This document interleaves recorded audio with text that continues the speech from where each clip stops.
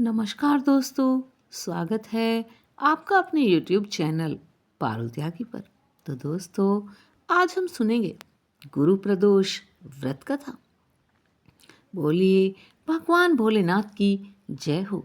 गुरु प्रदोष व्रत वह पावन दिन है जब भगवान भोलेनाथ की कृपा और गुरु के आशीर्वाद से भक्तों का जीवन कृतार्थ होता है। ये व्रत हमें भक्ति, धर्म और ज्ञान के मार्ग पर चलने की प्रेरणा देता है, हमारे कर्मों को शुभ फल की ओर अग्रसर करता है। गुरु प्रदोष व्रत के दिन इस दिव्य कथा का श्रवण करने से भक्तों के जीवन के सभी संकट दूर हो जाते हैं। तो आइए सुनते हैं इस पावन कथा को और भगवान भोलेनाथ और गुरुदेव की कृपा से अपने जीवन को सार्थक बनाते हैं। तो प्रेम से बोलिए भगवान भोलेनाथ की जय हो। एक बार देवराज इंद्र और वृत्तासुर की सेना में भीषण युद्ध हो गया। देवताओं ने दैत्य सेना को पराजित कर नष्ट कर डाला। ये देखकर वृत्तासुर अत्यंत क्रोधित होकर स्वयं युद्ध करने को तत्पर हो गया। आसुरी माया से उसने विकराल रूप धारण कर लिया। उसके रूप बिल्कुल भयानक था, जिसे देखकर सामान्य पुरुष यूं ही डर जाएगा। सभी देवतागण भयभीत होकर बृहस्पति देव गुरु की शरण में पहुंचे। बृहस्पति जी से बोले कि पहले मैं तुम्हें वृत्तासुर का वास्तविक परिचय दे दूं। वृत्तासुर बड़ा तपस्वी और कर्मनिष्ठ है।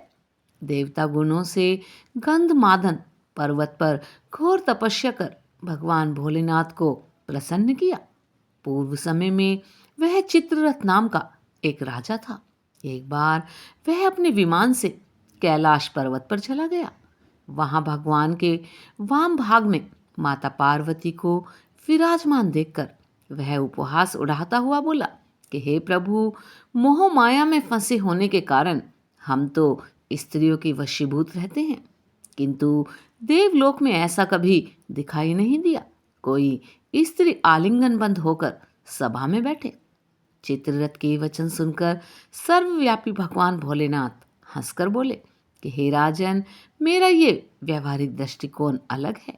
मैंने मृत्युदाता कालकूट महाविष का पान किया है, फिर भी तुम साधारण जन की तरह मेरा उपहास उड़ा रहे हो। इतना कहने के बाद भगवान भोलेनाथ मौन हो गए और हल्के हल्के मुस्कुराते रहे। किंतु देवी पार्वती को बहुत क्रोध आया और वो क्रोधित होकर चित्ररथ से बोली, अरे दुष्ट, तूने सर्वव्यापी महेश्वर के साथ ही मेरा उपहास उड़ाया है, इसीलिए मैं तुझे ये शिक्षा दूंगी कि तू फिर ऐसे संतों के उपहास का दुस्साहस नहीं करेगा।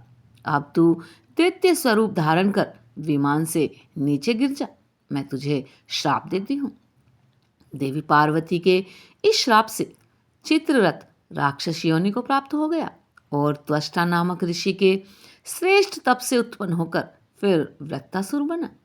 देवतागणों को आगे बताते हुए गुरुदेव बृहस्पति जी बोले कि हे देवतागण, वृत्तासुर बाल्यकाल से ही भगवान भोलेनाथ का भक्त रहा, इसीलिए हे इंद्र, तुम बृहस्पति प्रदोष व्रत कर भगवान भोलेनाथ को प्रसन्न करो। तब देवराज ने गुरुदेव की आज्ञा का पालन कर बृहस्पति दोष व्रत किया। इस व्रत के प्रभाव से देवराज इंद्र ने शीघ्र ही वृत्तासुर पर विजय प्राप्त कर ली और फिर देवलोक में पहले की तरह शांति छा गई। इसीलिए प्रदोष व्रत हर शिव भक्त को अपने जीवन में अवश्य ही करना चाहिए। एक बार भगवान भोलेनाथ माता पार्वती जी के साथ हरिद्वार भ्रमण पर थे। पार्वती जी ने वहां देखा कि सहस्त्र मनुष्य गंगा जी में स्नान कर हर हर गंगे कहते चले जा रहे हैं, परंतु सभी दुखी और पाप परायण हैं। तब माता पार्वती जी ने बड़े आश्चर्य से भगवान भोलेनाथ से पूछा कि हे स्वामी, गंगा में इतनी बार स्नान करने पर भी इनके पाप और दुखों का नाश क्यों नहीं हुआ? क्या अब पवित्र गंगा जी में लोगों के पापों का नाश करने की शक्ति ना रही? तब भगवान भोलेनाथ बोले, हे देवी पार्वती, प्रिय गंगा में तो आज भी वही शक्ति है। परंतु इन लोगों ने पापनाशनी गंगा में स्नान ही नहीं किया है, तब भला इन्हें लाभ कैसे होगा। तब माता पार्वती को सुनकर बड़ा ही आश्चर्य हुआ। फिर कहने लगी कि प्रभु, स्नान कैसे नहीं किया? मैं तो स्वयं देख रही हूँ कि सभी तो गंगा में स्नान करके आ रहे हैं और अभी तक तो इनके शरीर भी गीले ही हैं। तब भगवान भोलेनाथ ने कहा कि देवी, ये तो केवल जल में डुबकी लगा कर आ रहे हैं, मैं तुम्हें इसका रहस्य कल समझाऊंगा। अगले दिन बहुत जोर की बरसात होने लगी। सारी गलियां कीचड़ से भर गईं। एक चौड़े रास्ते में बहुत गहरा गड्ढा था। उसके चारों ओर कीचड़ ही कीचड़ भरा था। भगवान भोलेनाथ ने अपनी माया से एक बूढ़े का रूप धारण कर लिया और एक दान विवश की तरह गड्ढे में जाकर ऐसे पड़ गए मानो कोई मनुष्य चलता हुआ गड्ढे में गिर गया हो और फिर निकलने का प्रयास करने पर भी निकल ना पा रहा हो। भगवान भोलेनाथ ने माता पार्वती को गड्ढे से थोड़ी दूर ये समझाकर बैठा दिया कि देखो, आप लोगों को सुनो सुनो कहकर पुकारती रहना। मेरे बूढ़े पति अचानक गड्ढे में गिर पड़े हैं। कोई पुण्यात्मा इन्हें निकालकर इनके प्राण बचाए और मुझ अबला की सहायता करे। भगवान भोलेनाथ ने कहा, देवी, जब कोई मुझे गड्ढे से निकालने के लिए तैयार हो, तब तुम उनसे इतना कह देना कि मेरे पति सर्वथा निष्पाप हैं। इन्होंने अपने जीवन में कभी कोई पाप नहीं किया है, इसीलिए इन्हें वही छुए जो स्वयं निष्पाप हो। अगर आपने अपने जीवन में एक बार भी छोटे से छोटा पाप तक ना किया हो, तभी मेरे पति को हाथ लगाना, नहीं तो हाथ लगाते ही आप भस्म हो जाएंगे। ऐसा कहकर माता पार्वती जी गड्ढे के किनारे बैठ गईं और फिर आने जाने वाले लोगों को भगवान भोलेनाथ की सिखाई हुई बात कहने लगी। उधर गंगा जी में नहाकर लोगों के समूह आ रहे थे। एक अत्यंत सुंदर युवती को यूं दलदल के पास बैठी देखकर कई लोगों के मन में तो पाप आ गया। कुछ लोग लज्जा के डर से डरे तो कुछ लोगों को धर्म का भय हुआ, कुछ लोगों को कानून से डर लगा, कुछ लोगों ने तो पार्वती जी को ये भी सुना दिया कि मरने दे उस बुढ़े को, अरे क्यों उसके लिए रो रही है। आगे और कुछ दयालु पुरुष भी थे जिन्होंने करुणा करके युवती के पति को निकालना चाहा, लेकिन जैसे ही उन्होंने वृद्ध को वहां से हटाना चाहा, तब माता पार्वती के वचन सुनकर वे भी रुक गए कि जो निष्पाप हो केवल वही उन्हें छुए, नहीं तो भस्म हो जाएंगे। उन्होंने सोचा कि हम तो गंगा में नहा कर आए हैं, तो क्या हुआ, पापी तो हैं ही, कहीं हाथ ना जल जाएं। और इस प्रकार व्रत को निकालने के कारण कहीं इस स्त्री के कहे अनुसार हम खुद भस्म न हो जाएं। इस तरह सोचकर किसी की भी हिम्मत नहीं हुई कि वे उस बूढ़े को उस दलदल से बाहर निकाल पाएं। सैकड़ों लोग आए और पूछकर चले गए। सुबह से शाम हो गई। तब भगवान भोलेनाथ ने माता पार्वती से कहा कि देखो, कोई आया सच्चे हृदय वाला जो गंगा जी में नहाने के बाद कुछ बोला हो। तभी कुछ देर बाद एक जवान हाथ में लोटा लिए हर हर गंगे कहता हुआ वहां से निकला। माता पार्वती ने उससे भी वही बात कही। उस नव युवक का हृदय करुणा से भर आया।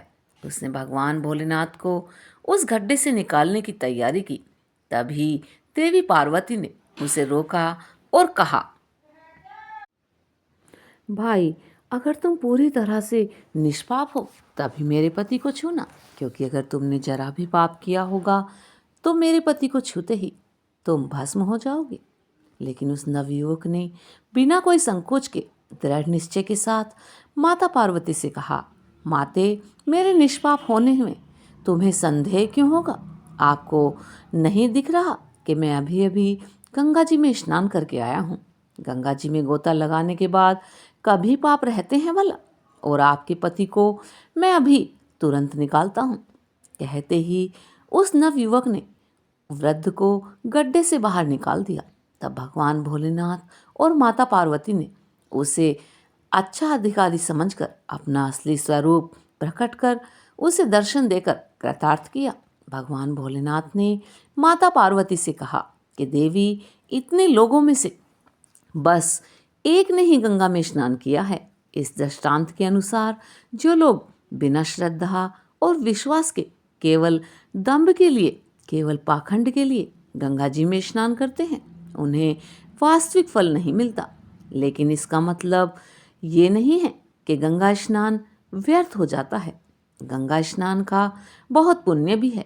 गंगा स्नान करने से सभी पापों से मुक्ति मिलती है और साथ ही मोक्ष की भी प्राप्ति होती है। तो बोलिए भगवान भोलेनाथ की जय हो। आइए अब हम करते हैं भगवान भोलेनाथ की पावन आरती। ओम जय शिव ओमकारा, स्वामी हरि शिव ओमकारा, ब्रह्मा विष्णु सदा शिव, ब्रह्मा विष्णु सदा शिव, अर्धांगी धारा। ओम जय शिव ओमकारा, एकानन चतुरानन पंचानन राजे, स्वामी पंचानन राजे, हंसानन गरुड़ासन, वृषवाहन साजे। ओम जय शिव ओम दो भुज चार चतुर्भुज, 10 भुज ते सोहे, स्वामी 10 भुज ते सोहे, तीनों रूप निरखता, तिरुभन जन मोहे। ओम जय शिव ओमकारा, अक्षमाला वनमाला मुंडमाला धारी, मैया मुंडमाला धारी, तिरुपारी कंसारी करमाला धारी। ओम जय शिव ओमकारा, श्वेतांबर पीतांबर बाघांबर अंगे, स्वामी बाघांबर अंगे, सनकादिक ब्रह्मादिक भूतादिक संगे। ओम जय शिव ओमकारा, कर में श्रेष्ठ कमंडलु, चक्र त्रिशूल धरता, स्वामी चक्र त्रिशूल धरता, जग करता जग हरता, जग पालन करता।